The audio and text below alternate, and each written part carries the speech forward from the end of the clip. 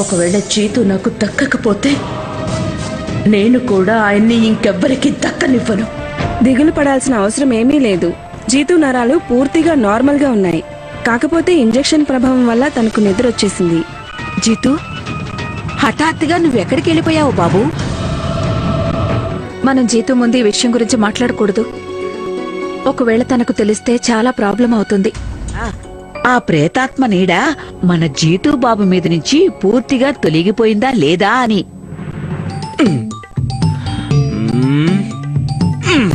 జీతు తన గదిలో లేడు, తన కిటికీలోంచి పారిపోయాడు. కానీ మీరంతా నేను ఎక్కడికో పారిపోతున్నట్టుగా ఎందుకు ఇలా బిహేవ్ చేస్తున్నారు? ఒక్కసారి నిశ్చితార్థానికి లేట్ అయినా లేదో నా గుడ్ విల్ పూర్తిగా పోయింది. నన్ను అసలు నమ్మడమే లేదు. బట్ యు డోంట్ వరీ, నేను ఎక్కడికి వెళ్ళట్లేదు. చిల్, లోపలికి వెళ్తున్నాను. పద. జీతు స్పృహలోకి వచ్చినప్పటి నుంచి తనకు అసలు ఇప్పుడేమీ జరగనట్టుగానే ప్రవర్తిస్తున్నాడు. ఆ ప్రేతాత్మ చేతుల్లోంచి పూర్తిగా విముక్తుడైపోయాడని. అమ్మా, అక్కడికి వెళ్ళడం చాలా కష్టం. నువ్వు మొన్ననే అక్కడికి వెళ్ళొచ్చావు కదా. జీతుకేమీ కాదు. ప్రతి క్షణం నేను జీతుతోనే ఉంటాను. నీకు పిచ్చేమైనా పట్టిందా? ఆ గుడికి వెళ్ళడం ఎంత కష్టమో తెలుసా? ఐ మీన్ నేనైతే వెళ్ళగలను అనుకో, బట్ నువ్వు వెళ్ళడం ఇంపాసిబుల్. సగం దారిలోనే తిరిగి వచ్చేస్తావు. నేను ఒకసారి అక్కడికి వెళ్ళాను.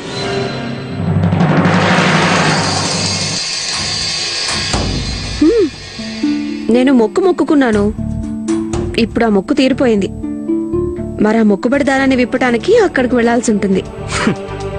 ఎవరి కోసం మొక్కుకోవడానికి వెళ్ళావు? అది కూడా అంత కష్టమైన చోటుకి.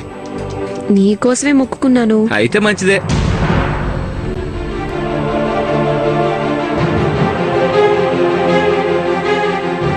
వాట్? నా కోసమా? కానీ నా కోసం అంత కష్టమైన చోటుకెళ్ళి మొక్కుకోవాల్సిన అవసరమే ఉంది? అంతగా ఏం మొక్కుకోవడానికి వెళ్ళావు? అది అది అంటారు కదా, ఒకవేళ భర్త క్షేమం కోసం ఆ గుడిలో ఎవరైనా మొక్కుకుంటే మంచి జరుగుతుందని, అలాగే మొక్కుబడి తీరిపోతుందంట కూడా. అందుకే నేను కూడా భర్త కోసం మొక్కుకోవడానికి వెళ్ళాను. భర్త కోసం?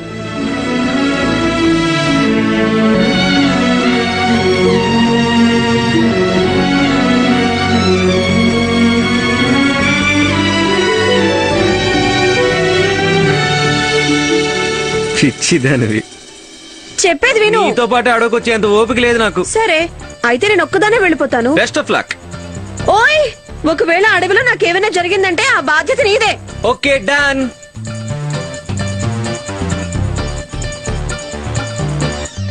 రాణి, వాడు తప్పకుండా వస్తాడని నీకు నమ్మకం ఉందా? లేకపోతే నువ్వు మరో రోజు వెళ్ళొచ్చు కదమ్మా. బేబీ, నాకు తన గురించి చాలా బాగా తెలుసు. తను ఖచ్చితంగా వస్తాడు. చూడండి, కేవలం నన్ను ఏడిపించడానికి ఇలా చేస్తున్నాడు. దేవుడు దయవల్ల అలాగే జరగాలి. బేబీ, మీరు పని చేయండి. లోపలికి వెళ్లి రాణి వెళ్లిపోయిందని తనతో చెప్పండి. అప్పుడు చూడండి ఎలా పరిగెత్తుకుంటూ వస్తాడో. సరేనా? అలాగే.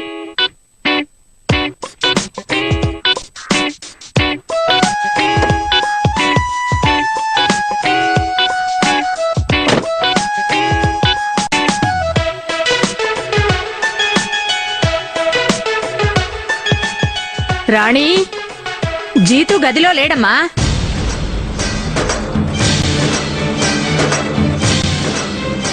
లేడా? మరెక్కడికి వెళ్ళాడు?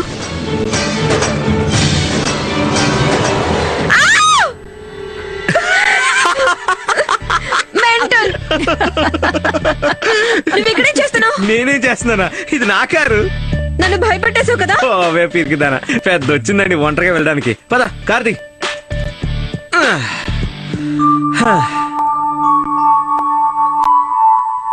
పద, ఇంకేం చూస్తున్నావు?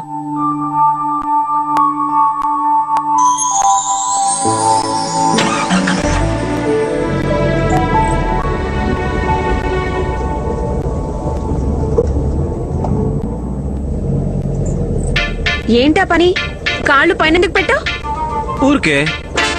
ఊరికేనా? జీతు వద్దు. జీతు, యాక్సిడెంట్ అవుతుంది. ఉండు, నీ పని చెప్తానుండు. నాకు చక్కెర గెత్తలు పెడతావా నువ్వు నాకు?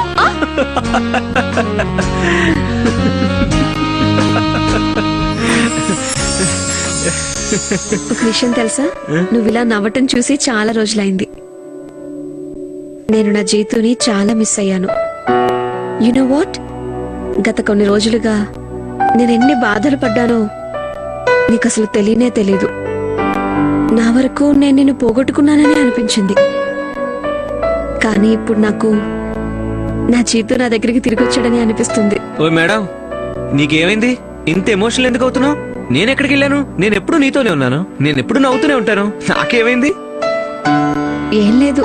ఇప్పుడే నీ పరిస్థితి ఇలా ఉంటే, ఒకవేళ రేపు నేను బాక్సింగ్ స్టార్ అయిపోతే, రకరకాల ప్లేసులకు టూర్కి వెళ్తే అప్పుడేం చేస్తావు?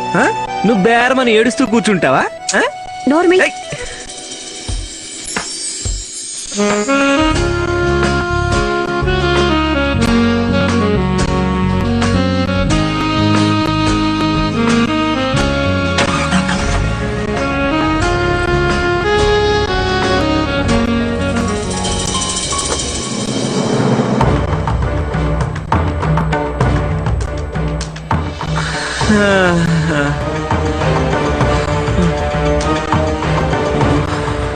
జై భవాని అనుకుంటున్నాడు.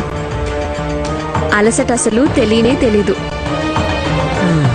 జై భవాని, జై భవాని, జై భవాని, జై భవాని. జై భవాని, జై భవాని. ఏమైంది? నువ్వెందుకు ఇంత కంగారు పడుతున్నావు? కొంపతీసి నీ భయం ఇది కాదు కదా, ఏ పామో తేలో లేదంటే పులొస్తుందేమో అని? పద. పద. జై భవాని.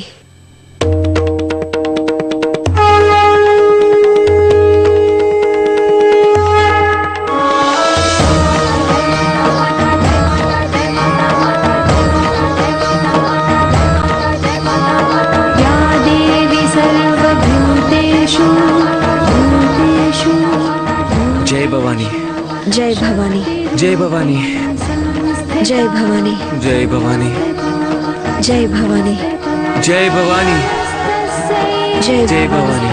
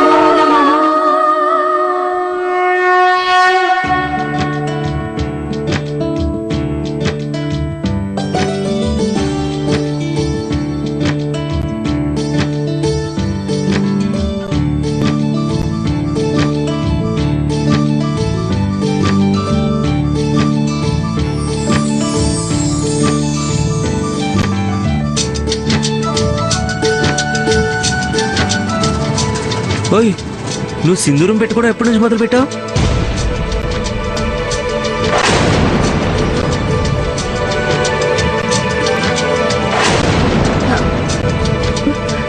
అది యాక్చువల్లీ గుళ్ళో భవానీ బొట్టుంది కదా, అక్కడే అంటుకుని ఉంటుంది. ఓ, చూస్తుంటే భవానీ కూడా ఇదే కోరుకుంటున్నట్టుంది, మన పెళ్లి త్వరగా అవ్వాలని. ఏమంటావు? నోర్మి మెంటల్.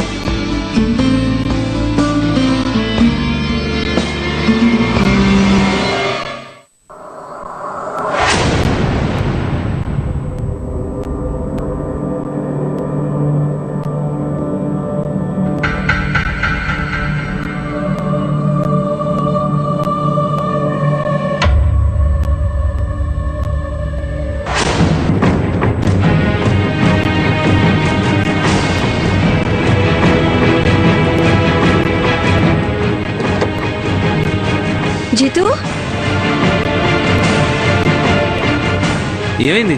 ఎందుకు అరుస్తున్నావు?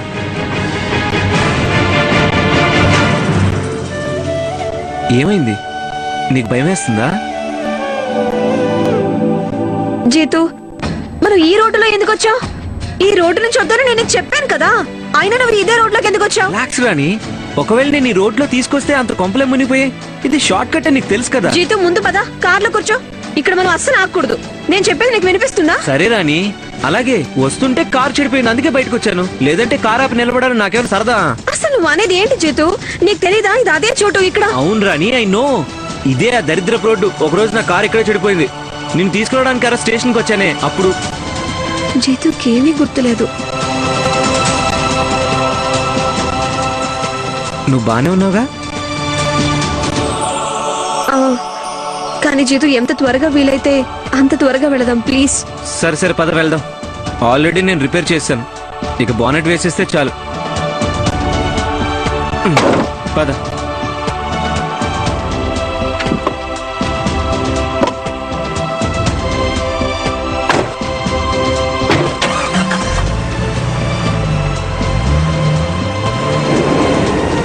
అలా ఎలా సాధ్యమవుతుందమ్మా?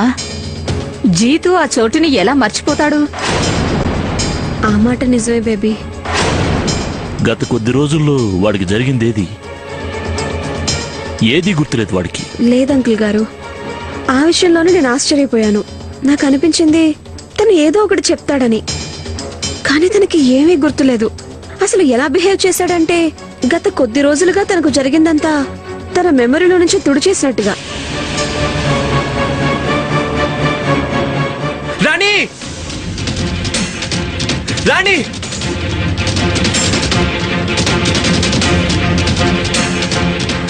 జీతు,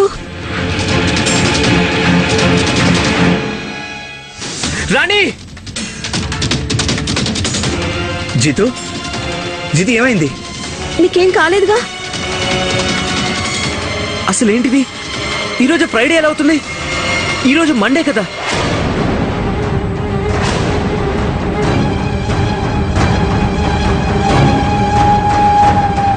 భవానీకి శుభలేఖిచ్చే పూజని 23న పెట్టుకున్నావు, మండే నాడు.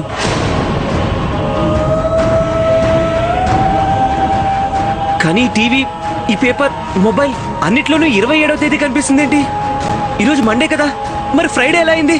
చెప్పురాని, అసలు నాకేం జరుగుతుంది? అది నీకు గుర్తులేదా జీతు? నీకు యాక్సిడెంట్ అయింది కదా.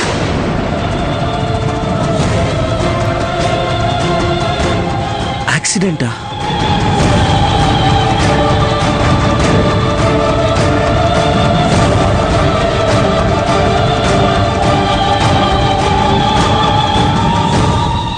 అవును బాబు, నీకు యాక్సిడెంట్ అయింది. నీ తలకు దెబ్బ తగిలింది బాబు. అందుకే నువ్వు ఇన్ని రోజులుగా సృహలో లేవు. అవును బాబు, నువ్వు స్పృహలో లేవు కదా. అసలు నాకు యాక్సిడెంట్ ఎప్పుడైంది? నాకు అసలు ఏమీ గుర్తులేదు.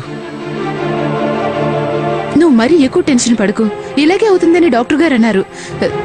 నువ్వేం దిగులు పడకు, అంతా చక్కబడిపోతుంది. బాబు, మెదడు మీద ఒత్తిడి పెంచుకోకు. డాక్టర్ గారు కూడా వద్దన్నారు. ఎక్కువగా ఆలోచించుకు బాబు. అవును జీతు, చూస్తూ ఉండు, అంతా సర్దుకుంటుంది. Trust me. అవును, నీకు తెలుసా? ఓయ్, అందుకే నీకు అన్ని అతిథి మర్యాదలు ఏర్పాటు చేస్తున్నాం. నీకు తెలుసా, సాయంత్రం మంచి మంచి వంటకాలు చేస్తున్నారు. ఎవరు చేస్తున్నారనుకుంటున్నావు? మీ అత్తగారు. అన్నట్టు ఇక నో ఎక్సర్సైజ్, నో డైటింగ్, అర్థమైందా? ఇక నువ్వు విశ్రాంతి తీసుకో బాబు. ఆ? రండి వెళదాం, వాడిని విశ్రాంతి తీసుకునివ్వండి. పదండి.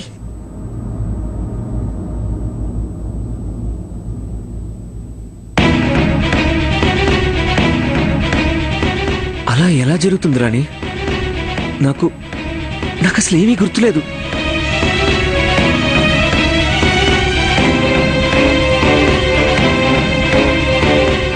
ఇదిగో చూడు, నువ్వు వచ్చిన టిపికల్ హస్బెండ్ బిహేవ్ చేయడం మానే. వాళ్ళు ఎప్పుడు తమ వైఫ్ మాట వినరు.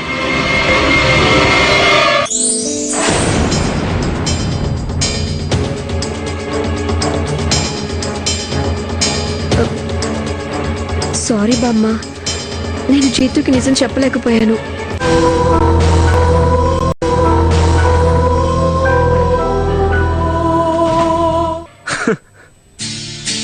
ఓయ్, నన్ను బాగా ప్రేమిస్తున్నావు కదూ? లేదే. చాలు చాలే. సరే, ఈ మాట కోసమైనా నా కాళ్ళు పట్టు, ఆ తర్వాత నా తల పట్టు. నీ పీక కూడా పిసికేమంటావా? ఏయ్,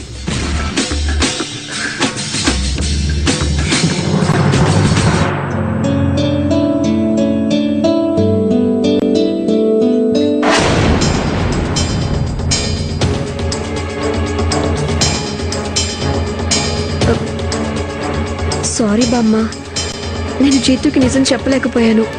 నాకు అనిపించింది.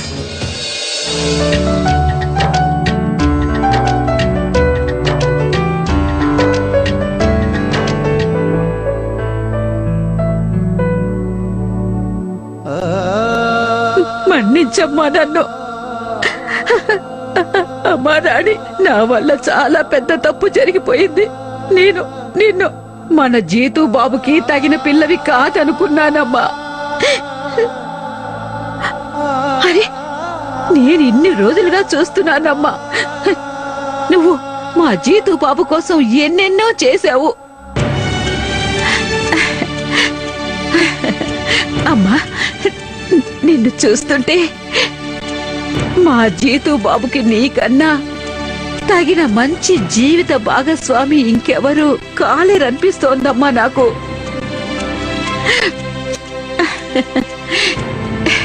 నువ్వు చల్లగా ఉండాలి నా బంగారు తల్లి. ఆ భవానీ తల్లి మీ ఇద్దరిని నిండు నూరేళ్లు చల్లగా చూడాలి తల్లి, చల్లగా చూడాలి.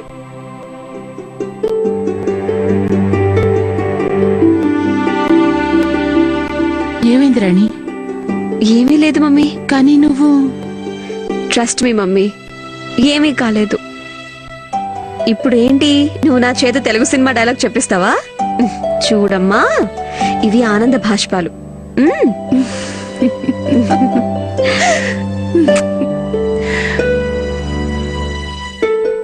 రే తరుణ్, ఎలా ఉన్నారా? అవునరా, ఏంట్రా? ఎలా ఉన్నావురా? రే జీతు ఎలా ఉన్నావురా? బాగున్నారా? Yeah, I'm good. Oh no mummy, కొంపు తీసి వీళ్ళు జీతుకు చెప్పేస్తారేమో. జీతుకు తెలిసిపోతుంది మనం తన దగ్గర ఏదో దాస్తున్నామని. నేను ఇప్పుడే వస్తాను. ఇప్పుడు ఎలా ఉన్నావు జితు? రే, ఎలా ఉన్నావు అంటూ మీరు పదే పదే ఎలా అడుగుతున్నారంటే ఏదో పెద్ద సంఘటన జరిగినట్టు. చిన్నపాటి యాక్సిడెంటే, no big deal. I'm perfectly all right now. ఏ మొద్దు, ఏంటి నువ్వనేది? నీకిది చిన్నదనిపిస్తోందా? అవును, సంఘటన పెద్దదే కానీ అది చిన్నదైపోయింది. చిన్నది ఎందుకంటే అదొక చిన్నపాటి యాక్సిడెంట్ కాబట్టి. ఇక పెద్ద విషయం ఏంటంటే సార్ కి గుర్తే లేదు ఆయనకు అసలు ఏం జరిగిందో. కానీ వీడికి యాక్సిడెంట్ ఎప్పుడైంది?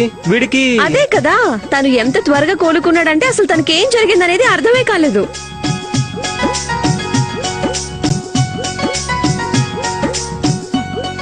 అవును, వీడికి అసలు ఏవి గుర్తే లేదు కదా. Wow ya, that's so cool. Imagine ya, మీ జీవితంలో కొన్ని క్షణాలు మీ మెమరీలోంచి డిలీట్ అయ్యాయి. వావ్ యార్. మామూలుగా అందరూ అప్పు తీసుకుని మర్చిపోతుంటారా, నువ్వేంటి యాక్సిడెంట్ నే మర్చిపోయావు? చిత్రంగా ఉందిరా. జోక్ లేకండ్రా, పాపం వాడికి యాక్సిడెంట్ అయింది, వాడి మెమరీ పూర్తిగా వాష్ అవుట్ అయింది. అయినా మీరు ఎగతాళి చేస్తారేంట్రా? బట్ సీరియస్లీ యార్, ఇట్స్ లిటిల్ ఫ్రస్ట్రేటింగ్. అంటే ఐఎమ్ ఎ డీసెంట్ డ్రైవర్, నాకు యాక్సిడెంట్ ఎలా అయింది? రైట్, ఎదుటివాడి వల్ల అవుతుంది కానీ వీడి వల్ల కాదంట. పోనీ అండ్ ఫ్రెండ్స్, ఇప్పుడు ఇవన్నీ ఎందుకు? ఫైనల్లీ ఇప్పుడు తను బానే ఉన్నాడు. పైగా చెడు విషయాల్ని ఎంత త్వరగా వీలైతే అంత త్వరగా మర్చిపోవాలి. సరే అయితే మీరందరూ ఇక్కడ కూర్చోండి, తినడానికి ఏమైనా తీసుకొస్తాను. ఏంటమ్మాయి గారు, ఇప్పటి నుంచే కోడలు ప్రవర్తన? నువ్వు టిపికల్ కోడలు అయిపోయావు. నోర్మి, పద, నేను నీతో పాటు వస్తాను. పద. బాయ్స్ వాళ్ళ కబుర్లు ఏమో వాళ్ళు చెప్పుకుంటారు. ఇంకేంట్రా? ఒరే జితు, మేమంతా నీకు ఒక ముఖ్యమైన విషయం చెప్పాలని వచ్చాం. ఏంటా విషయం? ఒరే జీతు, నీకోసం మేము ఈరోజు బ్యాచిలర్ పార్టీ అరేంజ్ చేసాం. ఏం మాట్లాడుతున్నారా? మీరంతా నన్ను బుక్ చేయాలనుకుంటున్నారా? ఒరేయ్, పెళ్లికి ముందు అందరూ చేసుకుంటారు, అయినా ఇదే నీకు లాస్ట్ ఛాన్స్. నీ ఫ్యాంటసీ డ్రీమ్స్ లో గడుపు. తిందాం, తాగుదాం, ఫుల్ గా ఎంజాయ్ చేద్దాం. ఏరా? సరే మీరు వెళ్ళండి, నేను రాణిని తీసుకుని వస్తాను. ఒరే ముద్దు, రాణి ఈ పార్టీకి రాకూడదు. ఇది నీ బ్యాచిలర్స్ పార్టీ, అర్థం చేసుకోరా. కొంచెం డిఫరెంట్ గా చేద్దాంరా. అన్నట్టు జీతు, దీని గురించి ఎవరికి ఏమీ తెలియకూడదు. కానీ నేనెలా రావాలి? నన్నెవరు పంపించరుగా. మర్చిపోయావా? నీ ఆ పాత స్టైల్ ఉంది కదరా. ఏమంటారా? సరే నేను వచ్చేస్తాను. రే బ్యాచులర్ పార్టీ. మెల్లగా మెల్లగా.